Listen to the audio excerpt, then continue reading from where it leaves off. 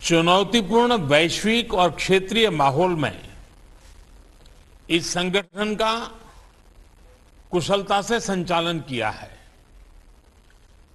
Tajikistan की आजादी की 30वीं वर्षगांठ के इस वर्ष में मैं पूरे भारत की ओर से सभी ताजिक भाई बहनों को और राष्ट्रपति रहमान को बहुत बहुत बधाई और शुभकामनाएं देता हूं। एक्सेलेंसीज, इस साल हम एससीओ की भी 20वीं वर्षगांठ मना रहे हैं।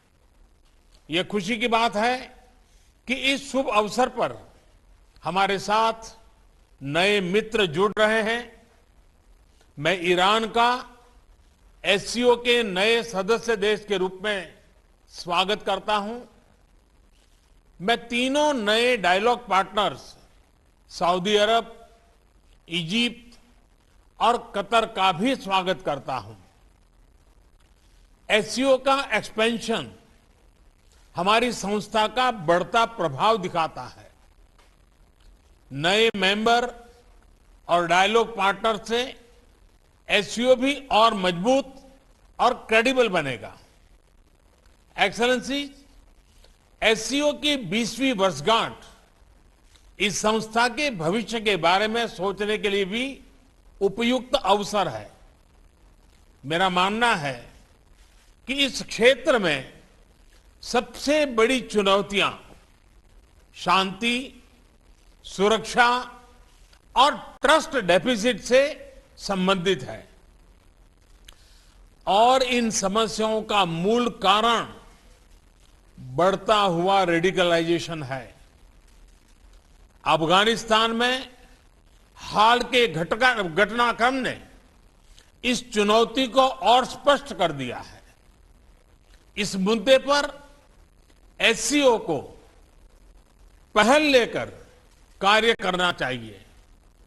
यदि हम इतिहास पर नजर डालें तो पाएंगे कि मध्य एशिया का क्षेत्र मॉडरेट और प्रोग्रेसिव कल्चर और वैल्यूज का एक प्रकार से गढ़ रहा है, किला रहा है।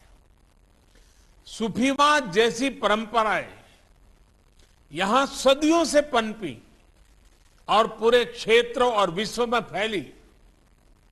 इनकी छवि हम आज भी इस क्षेत्र की सांस्कृतिक विरासत में देख सकते हैं। मध्य एशिया की इस ऐतिहासिक धरोहर के आधार पर एससीओ को रेडिकलाइजेशन और एक्सट्रीमिज्म से लड़ने का एक साझा टेम्पलेट डेवलप करना चाहिए। भारत में और एससीओ के लगभग सभी देशों में इस्लाम से जुड़ी मॉडरेट, टॉलरेंट और इंक्लूसिव संस्थाएं और परंपराएं हैं। एससीओ को इनके बीच एक मजबूत नेटवर्क विकसित करने के लिए काम करना चाहिए।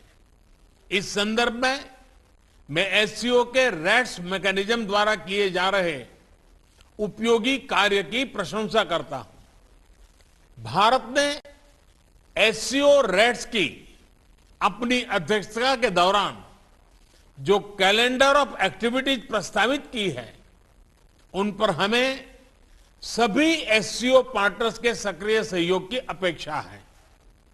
एक्सेलेंसी, रेडिकलाइजेशन से लड़ाई क्षेत्रीय सुरक्षा और आपसी ट्रस्ट के लिए तो आवश्यक है ही। यह हमारी युवा पीढ़ियों के उज्जवल भविष्य के लिए भी जरूरी है। विकसित विश्व के साथ प्रतिस्पर्धा के लिए हमारे क्षेत्र को उभरती टेक्नोलॉजी में स्टेक होल्डर बनना होगा। इसके लिए हमें अपने प्रतिभाशाली युवाओं को विज्ञान और रेशनल थिंकिंग की ओर प्रोत्साहित करना होगा।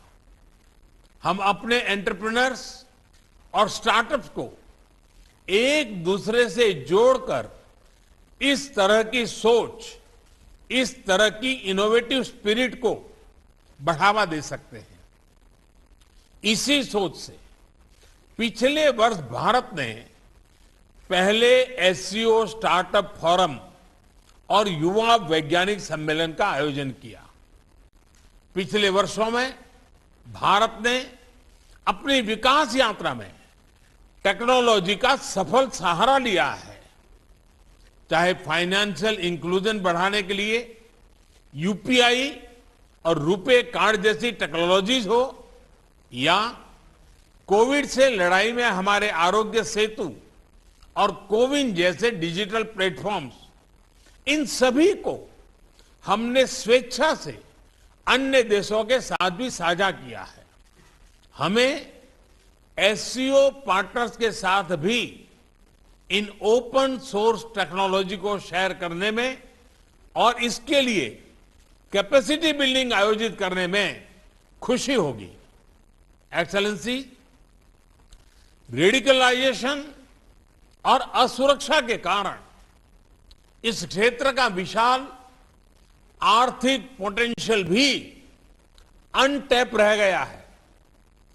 खनिज संपदा हो या इंट्रा एससीओ ट्रेड, इनका पूर्ण लाभ उठाने के लिए हमें आपसी कनेक्टिविटी पर जोर देना होगा। इतिहास में सेंट्रल एशिया की भूमिका प्रमुख क्षेत्रीय बाजारों के बीच एक कनेक्टिविटी ब्रिज की रही है। यही इस क्षेत्र की समृद्धि का भी आधार था। भारत सेंट्रल एशिया के साथ अपनी कनेक्टिविटी बढ़ाने के लिए प्रतिबद्ध है। हमारा मानना है कि लैंडलॉक्ड सेंट्रल एशियाई देशों को भारत के विशाल बाजार से जुड़कर अपार लाभ हो सकता है। दुर्भाग्यवश आज कनेक्टिविटी के कई विकल्प उनके लिए खुले नहीं हैं। ईरान के चाबाहर पोर्ट में हमारा निवेश और इंटरनेशनल नॉर्थ साउथ कॉरिडोर के प्रति हमारा प्रयास इसी वास्तविकता से प्रेरित है। एक्सेलेंसी, कनेक्टिविटी की कोई भी पहल वन वे स्ट्रीट नहीं हो सकती। आपसी ट्रस्ट सुनिश्चित करने के लिए कनेक्टिविटी प्रोजेक्ट्स को कंसल्टेटिव, पारदर्शी और पार्टिसिपेटरी होना चाहिए। इनमें सभी देशों की टेरिटोरियल इंटीग्रिटी का सम्मान निहित होना चाहिए। इन सिद्धांतों के आधार पर एससीओ को क्षेत्र में कनेक्टिविटी प्रोजेक्ट्स के लिए उपयुक्त नॉर्म्स विकसित करने चाहिए। इसी से हम इस क्षेत्र की पारंपरिक कनेक्टिविटी को पुनः स्थापित कर पाएंगे और तभी कनेक्टिविटी प्रोजेक्ट्स हमें जोड़ने का काम करेगी, न कि हमारे बीच दूरी बढ़ाने का। इस प्रयत्न के लिए भारत अपनी तरफ से हर प्रकार का योगदान देने के लिए तैयार है। एक्सेलेंसी, एससीओ की सफलता का एक मुख्य कारण यह है कि इसका मूल फोकस क्षेत्र की प्राथमिकताओं पर रहा है। रेडिकलाइजेशन, कनेक्टिविटी और पीपल टू पीपल संबंधों पर मेरे सुझाव एससीओ की इसी भूमिका को और सबल बनाएंगे। अपनी बात समाप्त करने से पहले मैं हमारे मेजबान राष्ट्रपति रहमोन का एक बार फिर धन्यवाद करता हूं।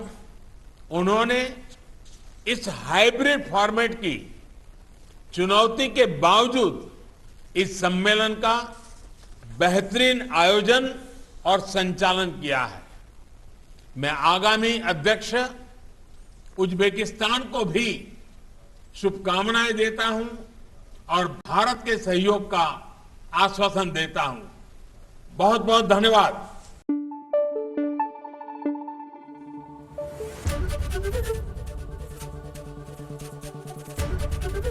एबीपी न्यूज आपको रखे आगे।